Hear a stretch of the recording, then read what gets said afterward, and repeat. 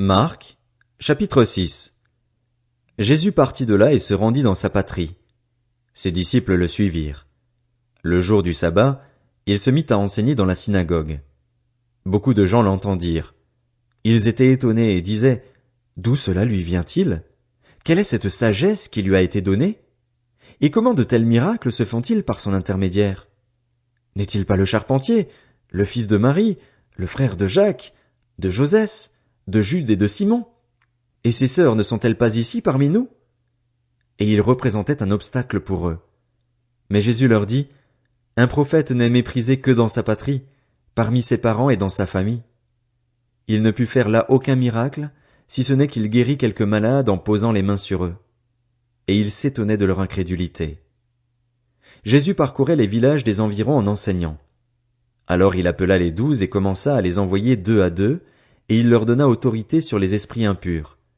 Il leur recommanda de ne rien prendre pour le voyage, sauf un bâton, de n'avoir ni pain, ni sac, ni argent dans la ceinture, de chausser des sandales et de ne pas mettre 2 chemises.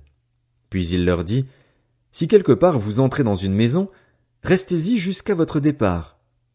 Et si, dans une ville, les gens ne vous accueillent pas et ne vous écoutent pas, retirez-vous de là et secouez la poussière de vos pieds en témoignage contre eux. Je vous le dis en vérité, le jour du jugement, Sodome et Gomorrhe seront traités moins sévèrement que cette ville-là. Ils partirent et prêchèrent en appelant chacun à changer d'attitude. Ils chassaient beaucoup de démons, appliquaient de l'huile à beaucoup de malades et les guérissaient.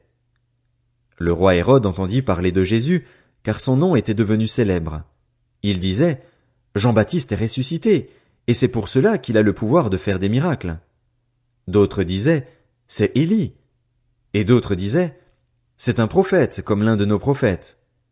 Mais Hérode, en apprenant cela, disait: Ce Jean que j'ai fait décapiter, c'est lui, il est ressuscité. En effet, Hérode lui-même avait fait arrêter Jean et l'avait fait enchaîner en prison à cause d'Hérodiade, la femme de son frère Philippe, qu'il avait épousée, car Jean lui disait: Il ne t'est pas permis d'avoir pour femme l'épouse de ton frère. Furieuse contre Jean, Hérodiade voulait le faire mourir, mais elle ne le pouvait pas, car Hérode redoutait Jean, sachant que c'était un homme juste et saint, et il le protégeait. Après l'avoir entendu, il était souvent perplexe, et c'était avec plaisir qu'il l'écoutait. Cependant, un jour propice arriva lorsqu'Hérode, pour son anniversaire, donna un festin assez grand aux chefs militaires et aux personnalités de la Galilée. La fille d'Hérodiade entra dans la salle, elle dansa et plut à Hérode et à ses invités. Le roi dit à la jeune fille: Demande-moi ce que tu veux, et je te le donnerai. Il ajouta avec serment: Ce que tu me demanderas, je te le donnerai, même si c'était la moitié de mon royaume. Elle sortit et dit à sa mère: Que demanderai-je? Sa mère répondit: La tête de Jean-Baptiste. Elle s'empressa aussitôt de rentrer vers le roi et lui fit cette demande: Je veux que tu me donnes à l'instant, sur un plat, la tête de Jean-Baptiste. Le roi fut attristé, mais, à cause de ses serments et des invités, il ne voulut pas refuser. Il envoya sur-le-champ un garde, avec ordre d'apporter la tête de Jean-Baptiste. Le garde alla décapiter Jean dans la prison et apporta la tête sur un plat. Il la donna à la jeune fille et la jeune fille la donna à sa mère. Quand les disciples de Jean apprirent cette nouvelle, ils vinrent prendre son corps et le mirent dans un tombeau. Les apôtres se rassemblèrent autour de Jésus et lui racontèrent tout ce qu'ils avaient fait et tout ce qu'ils avaient enseigné. Jésus leur dit: Venez à l'écart dans un endroit désert et reposez-vous un peu. En effet, il y avait beaucoup de monde qui allait et venait, et ils n'avaient même pas le temps de manger. Ils partirent donc dans une barque pour aller à l'écart dans un endroit désert. Beaucoup de gens les virent s'en aller et le reconnurent, et de toutes les villes on accourut à pied et on les devança à l'endroit où ils se rendaient. Quand il sortit de la barque, Jésus vit une grande foule et fut rempli de compassion pour eux, parce qu'ils étaient comme des brebis qui n'ont pas de berger, et il se mit à leur enseigner beaucoup de choses. Comme l'heure était déjà bien tardive, ses disciples s'approchèrent de lui et dirent: Cet endroit est désert, et il est déjà tard. Renvoie-les afin qu'ils aillent dans les campagnes et dans les villages des environs pour s'acheter du pain, car ils n'ont rien à manger. Jésus leur répondit: Donnez-leur vous-même à manger. Mais ils lui dirent: Faut-il aller acheter des pains pour 200 pièces d'argent et leur donner à manger? Il leur dit: Combien de pains avez-vous? Allez voir. Ils s'en assurèrent et répondirent, 5, et 2 poissons. Alors il leur ordonna de les faire tous asseoir par groupes sur l'herbe verte. Ils s'assirent par rangées de 100 et de 50. Il prit les 5 pains et les 2 poissons, leva les yeux vers le ciel et prononça la prière de bénédiction. Puis il rompit les pains et les donna aux disciples afin qu'ils les distribuent à la foule.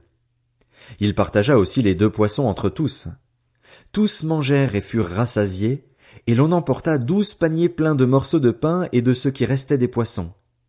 Ceux qui avaient mangé les pains étaient au nombre de 5000 hommes. Aussitôt après, il obligea ses disciples à monter dans la barque et à le précéder sur l'autre rive, vers Bethsaïda, pendant que lui-même renverrait la foule. Quand il l'eut renvoyé, il s'en alla sur la montagne pour prier. Le soir venu, la barque était au milieu du lac et Jésus était seul à terre.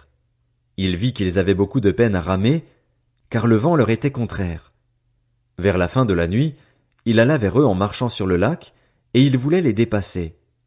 Quand ils le virent marcher sur le lac, ils crurent que c'était un fantôme et ils poussèrent des cris, car ils le voyaient tous et ils étaient affolés.